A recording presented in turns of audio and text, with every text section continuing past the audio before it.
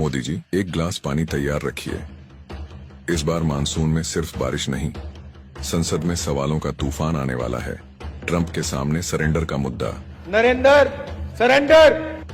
Share बाजार में निवेशकों से धोखे का मुद्दा, गेम जो चल रहा है इसमें अंत में हिंदुस्तान का जो रिटेल इन्वेस्टर है वो मार खाए। रिटेल इन्वेस्टर्स के लिए खतरनाक है, उनको चोट लगेगी पक्का लगेगी, मैं आपको बता रहा हूँ। महाराष्ट्र में इलेक्शन चोरी का मुद्दा, हर स्टेट में, हर ऑपोजिशन के स्टेट में और महाराष्ट्र में black and white voter list पे सवाल उठे हैं। तो पूरा ऑपोजिशन सिर्फ मिलकर ये कह रहा है कि वोटर लिस्ट पे यहाँ पे एक डिस्कशन हो जाए। बिहार में वोटर काटने का मुद्दा, मैं हिंदुस्तान की जनता को और बिहार की जनता को कह रहा हूं कि महाराष्ट्र का चुनाव चोरी किया गया था, वैसे ही बिहार का चुनाव चोरी करने की कोशिश की जा रही है। जाति जनगणना से आपके डर का मुद्दा, जाति जनगणना हम करा के दिखाएंगे खत्म। इसी हाउस में यहाँ हम कास्ट सेंसस लागू करेंगे।